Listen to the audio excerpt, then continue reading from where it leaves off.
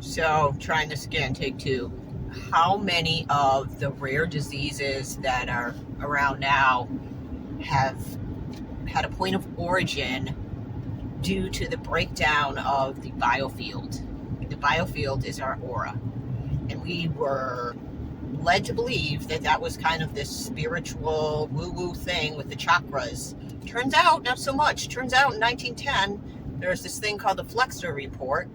And basically, it was used by, I believe it was Carnegie. Carnegie was involved, and Rockefeller, to change the trajectory of medicine away from any organic, natural paths more into petroleum-based pharmaceuticals. Dependence on the doctors and the system, not kind of teaching yourself to heal. Reminding your body that it knows how to heal. We are intuitively built with bodies that know how to heal. And part of that is a huge part is anatomy called the biofield. So they shelved all that. And then suddenly it came back. But in the meantime, all the research on that went into black projects where they tortured kids and this satanic ritual abuse and got all this information and data on consciousness. So I'm thinking about rare diseases and how many of them there are these days. There's a million of them, and they're all tied in with multifaceted. But I would say some of the contributing factors are the increase in the number of vaccines, huge, probably the main one, and the toxins in our food, in our water, in our air, many that's by design. So we are more data points to feed this machine and understand what they want to do is recreate the human without God. And so by taking our biofield and not reminding us that we are able to self-heal, we are able to sense things, feel our own skin, we're kind of breaking down slowly. And that's where the breakdowns in the genetic coding come in, and we have errors in the genetics, gene defects, like tuberous sclerosis complex is, I guess I'm not going to have the right terminology, but gene 9 and 16, there's some errors on those, or there's a breakdown of those genes that contribute to tuberous sclerosis complex, which causes benign tumors to grow in all the vital organs of the body. So there's been a huge escalation in diagnosis of that rare disease. All rare diseases, break down slowly over time, quickly over time, and then pass down through the genetics once it's in the coding. The next, if it's an autosomal dominant, which tuberous sclerosis happens to be, it's 50% that the offspring is going to get it. And oftentimes, what happens is the parent doesn't really know that they have this genetic predisposition, and it shows up in the child with wildfire, with a bang, and it's at a totally different level where they're going to end up with a major level of disability, cognitive disabilities in particular, autism, major epilepsy that often is very difficult to control. Lots of data there. Lots of data for the machine, for understanding how to rebuild a human.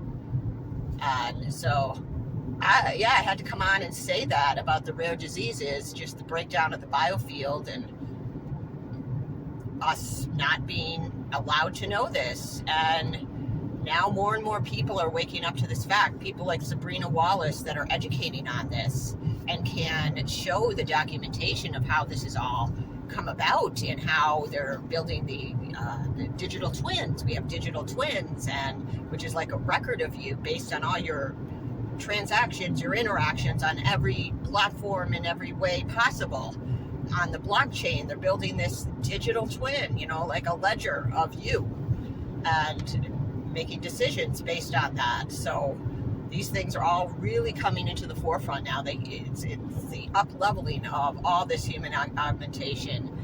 Biodigital Convergence is what it's called, and it's really concerning as a parent in particular. Well, for anybody to think of my offspring living in this world where they're not really allowed to have access outside of a very narrow focus, very like a smart city, which will create a lot of convenience. In some ways, it sounds like a lot less stress, but not any autonomy. Completely part of the ant computer, robot, inside-out robot is being built. And this is all happening. It's already in place. The system is in place for this to happen. It's not going away, no matter what politics happen. And we need to wake up and take back our own human anatomy. And there are ways to do that. There is a practice to work on your biofield. You can practice piloerection, which is goosebumps, being able to command, to piloerect on command is like something that you get maybe when you're listening to a really good song or you're exercising, you get goosebumps, you're having a conversation and there's something that lights you up and you get that chill. Being able to take that energy that's your biofield and cultivate it and elongate it, and that helps build stem cells, come to find out. So all these new precision medicine, life extension technologies where there is like a benefit to it, like I'd say for the instance of LifeWave patches, which I've used for a long time. I didn't realize that they were creating more visibility on the back end of the DODIN, the Department of Defense Information Network, which used to be called the, I'm going to blow it, I think it's like the GIG, Global Information Grid. Yes, that's what it is. So anyways, but they do help. They stimulate the growth of, they kind of enhance help your body harvest what it already knows how to do, or to tap this light with vitamin D. And I'm not going to go into the patches, but you think, wow, wonderful product, but you're paying $100 a month for one set of patches. And people will go nuts and buy like 10, have this patch and that patch and this patch. And it's a lot of money. And what happens if we can't get the patch? So then it doesn't continue. It's not going to continue at the same level. You have to learn to do it yourself, and we are capable. It's hard. It's not easy, and it takes a lot of responsibility and a lot of commitment and like heart fire to want to not be part of this. A lot of people are going to just throw their hands up in the air and say, I can't do it on my own, and I need this. And yeah, I can see how this has been built, so very few people the remnant will be able to ever get away from it. So seeing what's happened in the rare disease communities where everybody's looking for cures, and they're feeding so much data into these nonprofits, and what looks like really some kind of wonderful service where we're fundraising for money to, cure cancer and whatnot. It's really just very duplicitous and half-truthed. I mean, there are good things that happen with these programs, and there are helpful supports and information and research that can be gained and learned. But the ultimate goal is not to help you remember that you are a sacred biology made by a creator, and you can like heal your body. And so many people are just not going to be able to do that. It's a huge trap, and it's a heavy and it's depressing when you wake up to this. But it's also reassuring to know that you're not going crazy. The AI is like ramped up on levels that I don't even understand how to explain that. But slowly, but more accelerated now, a lot of our autonomy has been taken from us without any informed consent. It's not like we're voting for anybody that makes these decisions. They're made by like the global elite, at Davos. And so there's this whole like thing going, like juxtaposition. This podcaster journalist guy would say we're run by the Swiss banks in, is it Basel, Switzerland, or Geneva? The whole world is. So the rest is just pomp and circumstance and bread and circus. So the sooner that we are aware of this, and bit by bit can lessen our visibility, start to, I even off the grid are going to be, there's no escaping it, is what I'm trying to also say. We're all vulnerable. We're all part of it. And, yet we have a miraculous creator who put us here for a reason, and we have a purpose. So don't give up hope, but learn about your biofield, learn about these things and what you can do.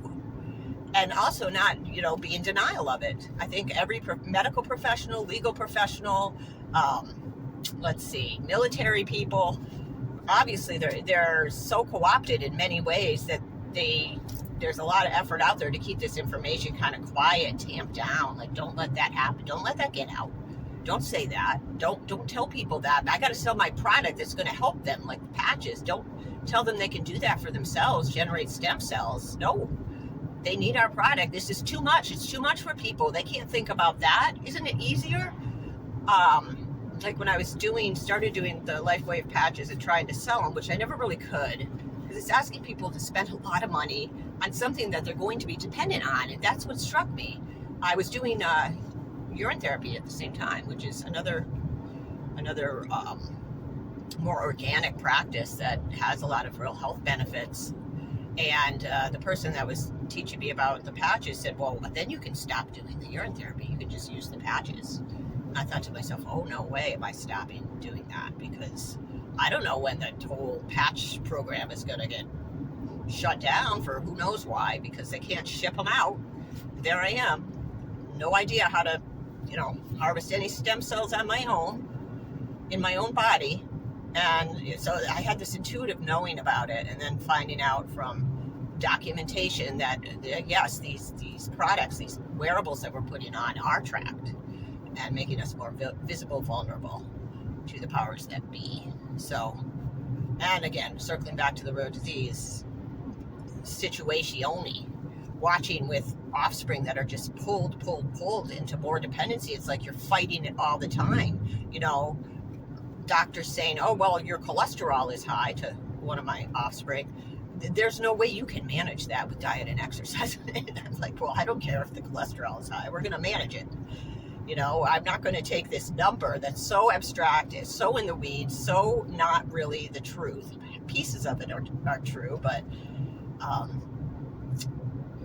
and medicate that. Add another med to the already many, many meds that are being doled out and given to people with rare diseases out of what they call necessity. And in many ways, when your kid is seizing and they have a condition that's managed by multiple different specialists, it's very hard to just stop what you're doing and go all organic and stop the bleeding, so to speak. So I have a lot of compassion for myself, for my children, for a lot of people that are really, really in the web, and teaching them what they can do. You can still go for a walk. You might be on some meds. You can still eat more healthily. You can still not do, drink a million Cokes, or, diet, exercise, grounding, singing, dancing, keeping your heart, your humanity, your, Sabrina Wallace would call it, your heart fire, embodies, be in your body, feel your skin, that's what we can do. And have some empathy and compassion for each other, for ourselves, and know that we are sacred humans.